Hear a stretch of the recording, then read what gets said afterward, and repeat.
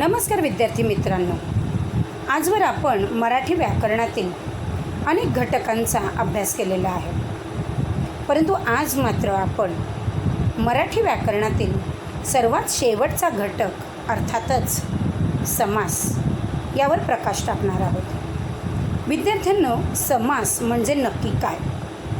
तर समास म्हणजे दोन शब्दांची जुळणी किंवा दोन शब्दांच्या एकत्रीकरणाला आपण समास असे म्हणतो. ज्या पद्धतीने संधीमध्ये दोन वर्ण एकत्र करून नवीन जोड शब्द तयार केला जातो, अगदी त्याच पद्धतीने समासामध्येही दोन शब्द एकत्र करून नवीन शब्द तयार केला जातो. विद्यार्थ्यांनो, समास त्याचे अनेक प्रकार आहेत, उपप्रकार आहेत. परंतु समासाचे प्रकार, त्यांची उदाहरणे समजून घेण्यापूर्वी आपण समासाबद्दल आणखीन थोडी माहिती ही जाणून घेऊया. मगाशी म्हटल्याप्रमाणे दोन शब्दांची जुळणी म्हणजे समास. यावरून तुमच्या लक्षात आले असेल की समासासाठी कमीत कमी दोन शब्दांची आवश्यकता ही असते. परंतु विद्यार्थ्यांनो, हे दोन्ही शब्द अर्थाच्या दृष्टीने एकमेकास पूरक असावयास हवे. हे दोन्ही शब्द अर्थाच्या दृष्टीने एकमेकास पूरक असावयास हवे. आता पूरक असणे म्हणजे नक्की काय? तर अर्थाच्या दृष्टीने ते एकमेकास महत्त्वाचे असले पाहिजे. एक उदाहरण मी इथे दिलं आहे बघा. पहिला शब्द दिला आहे आई, दुसरा शब्द दिला आहे बाप. या दोन शब्दांची समासाच्या व्याख्यानुसार आपण जुळणी करूया. नवीन शब्द तयार होईल. कोणता शब्द तयार झाला? आई बाप, बरोबर. परंतु बघा, हे दोन्ही शब्द एकमेकांसाठी महत्त्वाचे आहेत, बरोबर. पण हा जो नवीन शब्द तयार झाला ना, आई बाप, याला समासाच्या भाषेमध्ये सामासिक शब्द असं म्हणतात.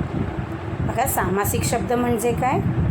तर दोन किंवा दोनापेक्षा अधिक शब्द जेव्हा एकत्र येऊन नवीन शब्दगट तयार होतो, त्यालाच आपण सामासिक शब्द असं म्हणतो. तेच उदाहरण मी खाली घेतलं आहे बघा. पहिला शब्द आहे आई, दुसरा शब्द आहे बाप. दोन्ही शब्द महत्त्वाचे आहेत. या दोन्ही शब्दांची आपण जुळणी केली. व्याख्येनुसार नवीन शब्दगट तयार झाला, आई बाप.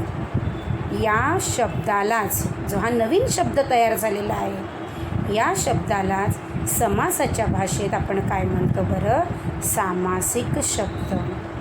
परंतु विद्यार्थ्यांनो, समासामध्ये आपण नवीन आलेल्या या सामासिक शब्दाचा आपण विग्रहही करतो. आता तुम्ही म्हणाल की विग्रह म्हणजे नक्की काय? तर विग्रह म्हणजे जो सामासिक शब्द तुम्ही बनवलेला आहे, तो जो शब्द आहे, तो शब्द कोणत्या शब्दांपासून तयार झाला? जो सामासिक शब्द तुम्ही बनवलेला आहे, तो शब्द किंवा त्या शब्दात कोणते दोन शब्द आलेले आहेत, याची जेव्हा आपण फोड करतो आणि ती फोड करत असताना आपण उभयान्वयी अव्ययांचा वापर करतो, त्यालाच आपण समासाच्या भाषेत विग्रह असं म्हणतो. आणि म्हणून त्याची व्याख्या आपण अशी करूया. सामासिक शब्द कोणत्या शब्दांपासून तयार झाला हे स्पष्ट करण्यासाठी आपण त्याची जी फोड करतो, त्यालाच आपण विग्रह असं म्हणतो. जसं मगाशी आपण दोन शब्द पाहिले. पहिला शब्द होता आई, दुसरा शब्द होता बाप. सामासिक शब्द त्याचा आपण तयार केला. दोन शब्दांची जुळणी करून नवीन शब्दगट तयार झाला, आई बाप. आता या सामासिक शब्दाचा आपण विग्रह करूया आणि वरती दिलेल्या व्याख्येनुसार त्याचबरोबर उभयान्वयी अव्ययांचा वापर करून आपण या सामासिक शब्दाचा विग्रह करणार आहोत. मग तो विग्रह कसा होईल? आई आणि बाप किंवा आई व बाप. की बघा यालाच आपण सामासिक भाषेत काय म्हणतो बरं, समासाच्या भाषेमध्ये यालाच आपण विग्रह असं म्हणतो.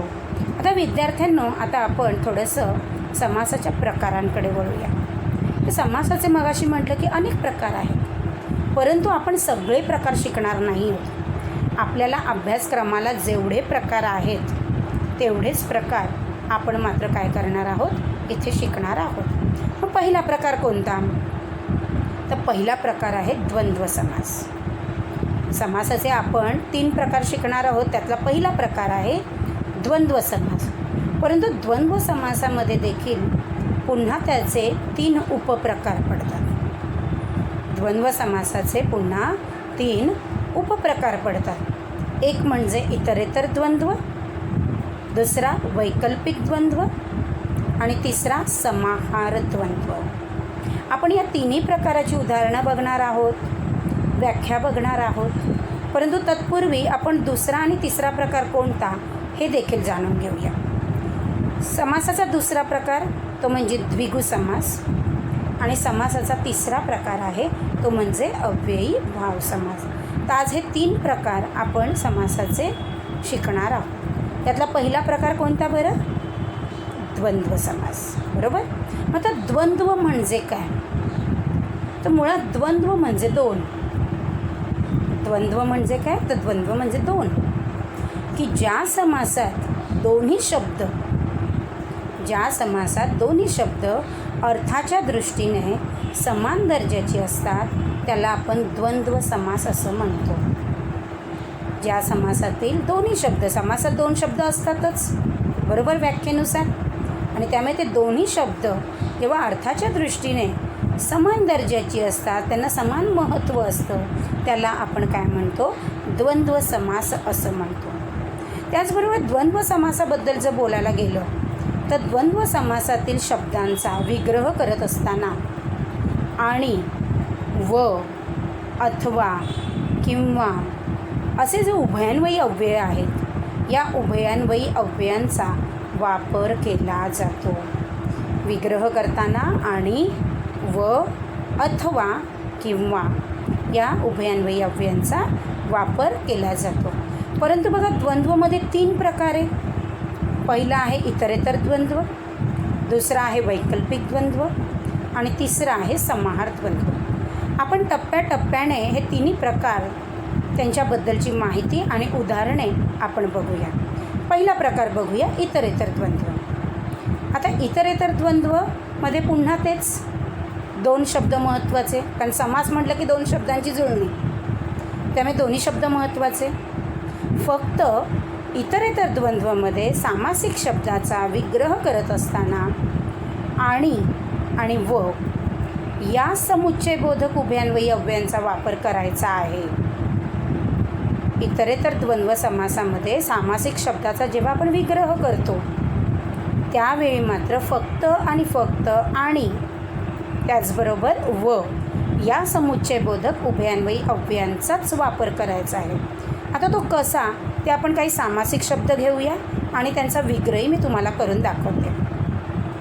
बघा मी इथे काही उदाहरणं दिली आहेत. पहिला शब्द जो आपण पाहिला होता तोच मी इथे घेतला आहे. बघा आई बाप हा झाला सामासिक शब्द बरोबर.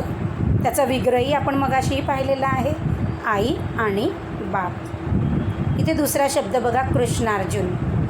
नीट जर याचा उच्चार केला तर तुमच्या लक्षात येईल की याच्यात 2 शब्द आहेत, कृष्ण आणि अर्जुन. त्यामुळे सामासिक शब्द झाला कृष्णार्जुन. त्याचा विग्रह करूया, कृष्ण आणि अर्जुन किंवा कृष्ण व अर्जुन असेही चालेल. अजून काही उदाहरणं बघूया म्हणजे लक्षात येईल. बहीण भाऊ. एक शब्द आहे बहीण, दुसरा आहे भाऊ. सामासिक शब्द तयार झाला. त्याचा विग्रह करूया, बहीण व भाऊ. चौथा शब्द दिला आहे बघा मी, शिव पार्वती. शिव आणि पार्वती बरोबर. 2 शब्द आहे शिव पार्वती. या सामासिक शब्दात 2 शब्द, एक आहे शिव, दुसरा आहे पार्वती. त्याचा विग्रह केला, शिव आणि पार्वती. पुढे बघा विटी दांडू. विटी आणि दांडू किंवा विटी व दांडू. त्याच्या पुढे अजून एक शब्द दिला आहे बघा, राम लक्ष्मण. पुन्हा 2 शब्द आहे, राम लक्ष्मण. राम व लक्ष्मण किंवा राम आणि लक्ष्मण. थोडक्यात काय तर 2 शब्द तर हे महत्त्वाचे आहेतच, परंतु जो सामासिक शब्द आहे त्या सामासिक शब्दाची फोड करत असताना, त्याचा विग्रह करत असताना आणि व याच उभयान्वयी अव्ययांचा आपण इथे वापर करणार आहोत. त्यालाच आपण काय म्हणतो, इतरेतर द्वंद्व समास. आता आपण पुढच्या प्रकाराकडे जाऊया. पुढचा प्रकार कोणता होता, वैकल्पिक द्वंद्व. आता बघा या नावातच त्याचा अर्थ दडलेला आहे. वैकल्पिक म्हणजेच विकल्प, म्हणजेच विरोधार्थी शब्द, विरोधाभास असलेले शब्द, बरोबर. वैकल्पिक म्हणजेच ऑपोजिट.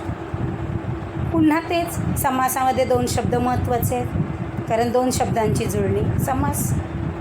फक्त वैकल्पिक द्वंद्व समासामध्ये जे सामासिक शब्द आहेत, या सामासिक शब्दांचा विग्रह करत असताना किंवा, अथवा आणि वा अशा विकल्पबोधक उभयान्वयी अव्ययांचाच वापर करायचा आहे. कारण किंवा, अथवा आणि वा हा विरोध दर्शवतो. तो काय दाखवतो, विरुद्धार्थी शब्द जो आहे तो तिथे दाखवतो, विकल्प दाखवतो तो.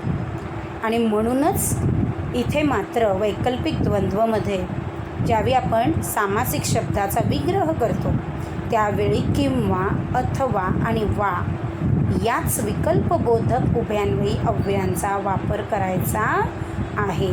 काही उदाहरणं बघू म्हणजे लक्षात येईल. समोर बघा मी सामासिक शब्द आणि विग्रह दोन्ही दिलेले आहेत. पहिला शब्द बघूया, खरे खोटे. 2 शब्द आहेत. पहिला शब्द आहे खरे, दुसरा आहे खोटे. सामासिक शब्द तयार झाला, खरे खोटे.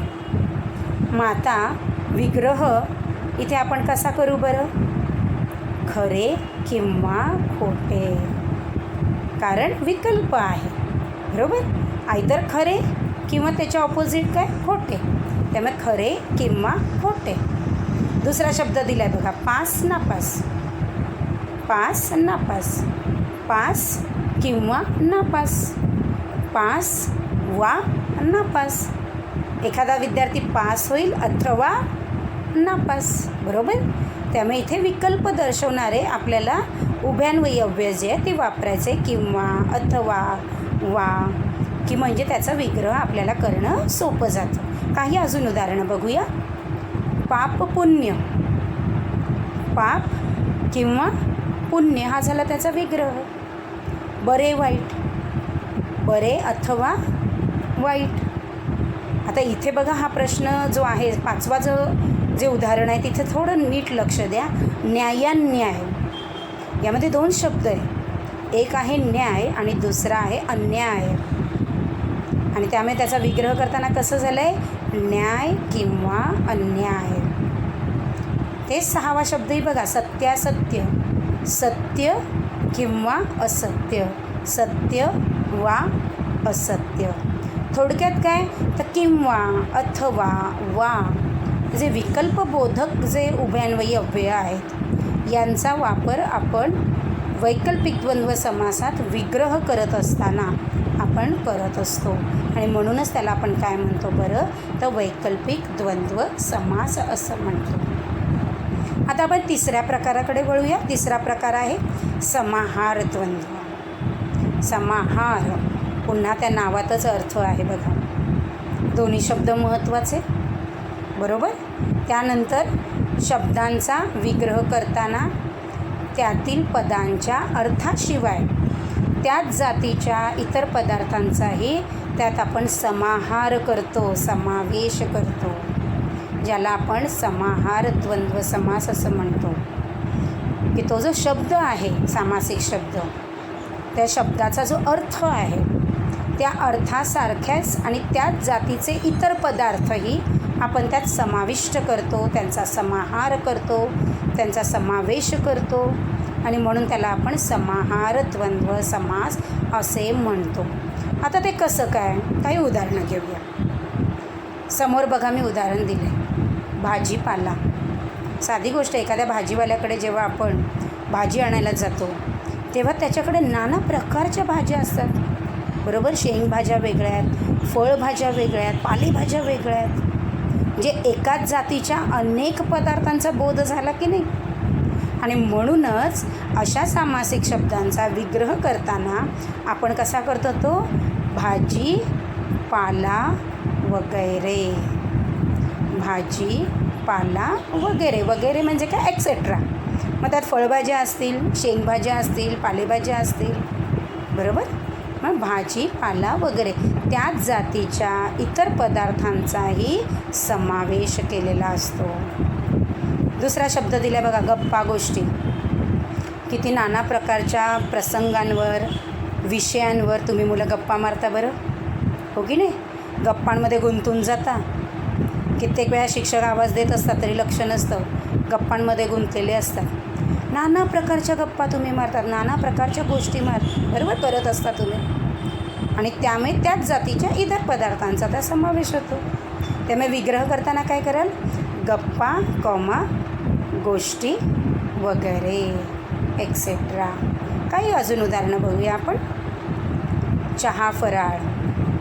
आपल्या घरी पाहुणे आल्यानंतर आपण त्यांचं आदरातिथ्य करतो, त्यांना पाणी देतो, चहा घेणार कॉफी घेणार विचारतो. पण जर समजा पाहुणे म्हणाले चहा घेणार, तर काय फक्त चहाच देतो का आपण त्यांना, नाही ना. चहाबरोबर बिस्किट्स असतात, काहीतरी सुका खाऊ असतो, झटपट काहीतरी पदार्थ आपण तयार करतो, बरोबर. म्हणजे चहाबरोबर फराळही आलाच की इतर, आणि म्हणजेच त्याच जातीच्या इतर पदार्थांचा समावेश होतो. आणि म्हणून त्याचा विग्रह कसा होतो, चहा फराळ वगैरे. मीठ भाकर बघा. मीठ भाकर म्हणले नुसतं मीठ भाकरच खातो का. शेतकरी शेतामध्ये मीठ भाकर खात असतो, पण त्याच्याबरोबर तो काय काय खातो बरं. कांदा असतो, मिरचीचा ठेचा असतो, लसणाची चटणी असते, जे त्याच जातीचे इतर पदार्थ असतात की नाही. म्हणून विग्रह करताना मीठ भाकर वगैरे एक्सेट्रा. कपडा लत्ता. नाना प्रकारचे कपडे आपल्याकडे असतात, बरोबर. त्यामुळे कपडा लत्ता वगैरे.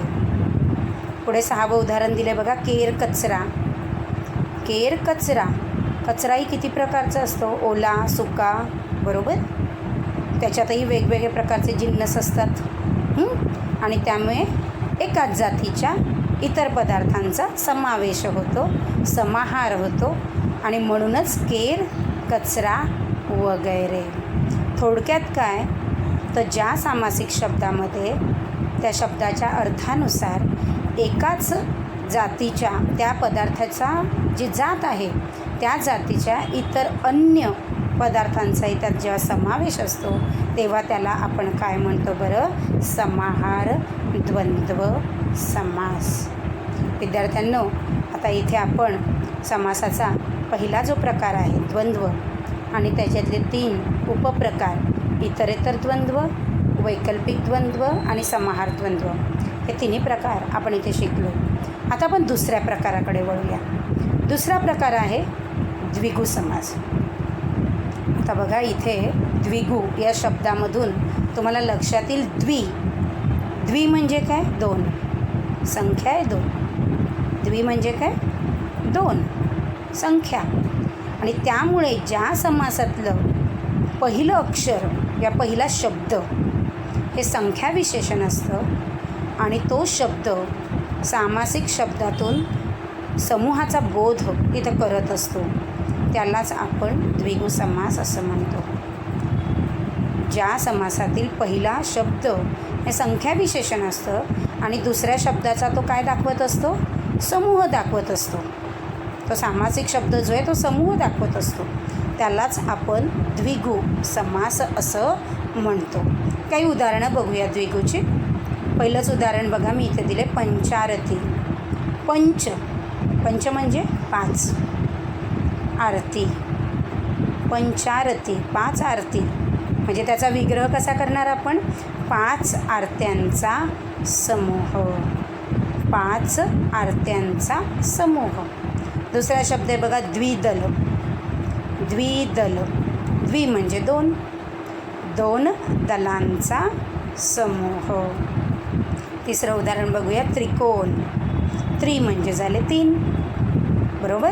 त्यामुळे 3 कोणांचा समूह. चौथं बघा, नवरात्र.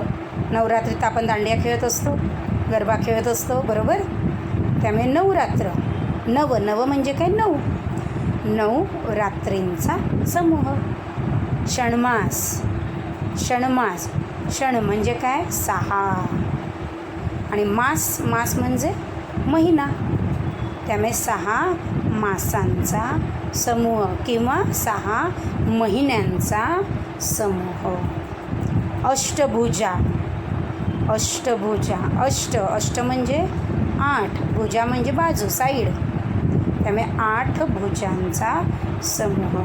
थोडक्यात काय की ज्या सामासिक शब्दामध्ये पहिला शब्द हे संख्या विशेषण असतं आणि दुसऱ्या शब्दाचा तो समूह दर्शवत असतो, तेव्हा त्याला आपण काय म्हणतो? द्विगु समास असं म्हणतो. आता विद्यार्थ्यांनो, आपण तिसऱ्या प्रकाराकडे वळूया. तिसरा प्रकार आहे अव्ययी भाव समास. हा थोडासा वेगळा समासाचा प्रकार आहे, त्यामुळे इथे नीट लक्ष द्या. ज्या समासामध्ये पहिला शब्द तो महत्त्वाचा असतो, त्याचबरोबर त्या सामासिक शब्दाचा उपयोग क्रियाविशेषण अव्यय. क्रियाविशेषण अव्यय म्हणजे काय? ॲडवर्ब. क्रियाविशेषण अव्ययासारखा केला जातो, त्याला आपण अव्ययी भाव समास असं म्हणतो. ज्या समासात पहिला शब्द हा महत्त्वाचा असतो आणि त्याचा उपयोग हा क्रियाविशेषण अव्ययासारखा केला जातो, त्याला आपण अव्ययी भाव समास असं म्हणतो. काही उदाहरणं बघूया. समोर शब्द दिला आहे बघा मी. दारोदारी. दारोदारी, प्रत्येक दारी. दारोदारी, त्याचा विग्रह काय होईल? प्रत्येक दारी. दुसरा आहे बघा, गल्लोगल्ली. म्हणजे प्रत्येक गल्लीत.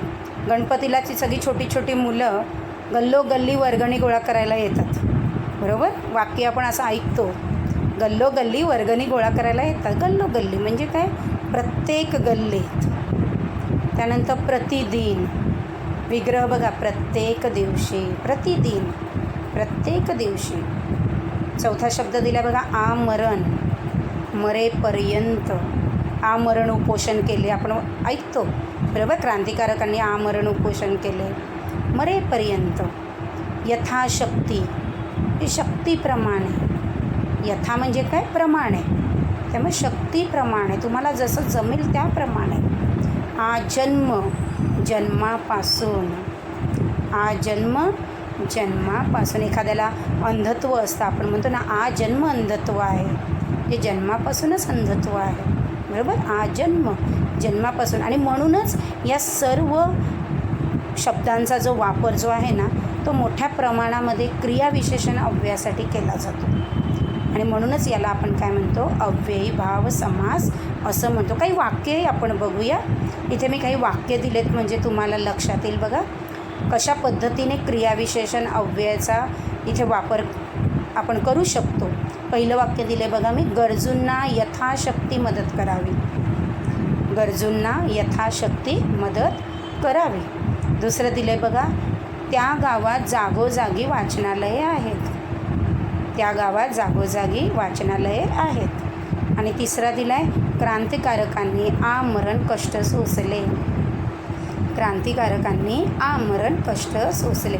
म्हणजेच काय?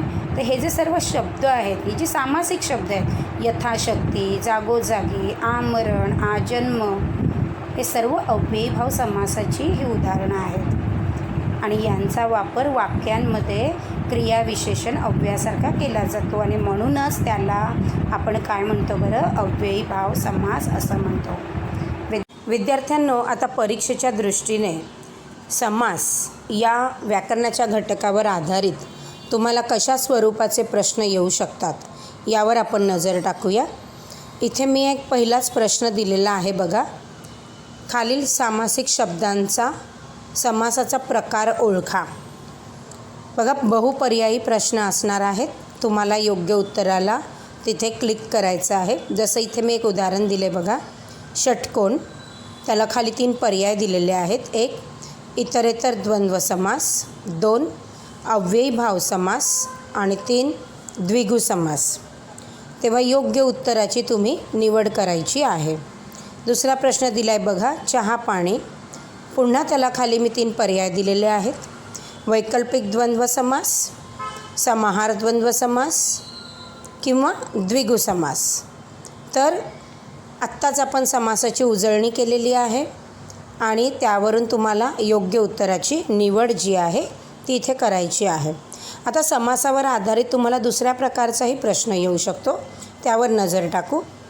बघा इथे वेगळा मी प्रश्न दिलेला आहे. दिलेल्या सामासिक शब्दाचा खालीलपैकी विग्रह कोणता?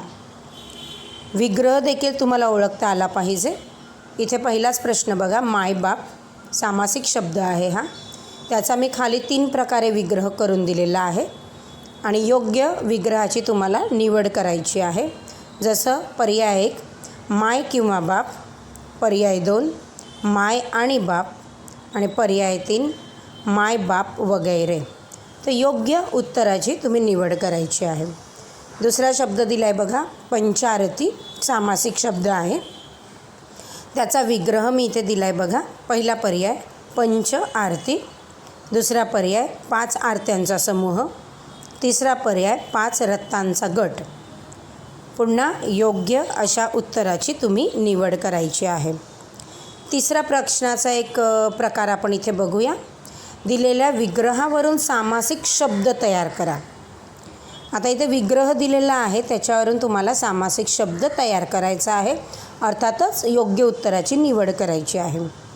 जसं इथे पहिला दिला आहे बघा, नदी नाले वगैरे. हा विग्रह आहे आणि त्यावरून खाली 3 प्रकारे सामासिक शब्द दिलेला आहे. त्यातील योग्य सामासिक शब्द तुम्ही निवडायचा आहे. पर्याय 1 नाले नदी, पर्याय 2 नदी नाले, पर्याय 3 नदी नाळे. योग्य उत्तराची तुम्ही निवड करायची आहे. दुसरा इथे मी विग्रह दिला आहे बघा, 7 सुरांचा समूह. त्याच्यावर मी पुन्हा 3 पर्याय दिलेत. 7 सूर, 7 स्वर की सप्तसूर. तर योग्य पर्यायाची निवड करायची आहे. तर अशा पद्धतीने तुम्हाला परीक्षेला बहुपर्यायी प्रश्न म्हणून समास या घटकावर प्रश्न विचारले जातील. धन्यवाद.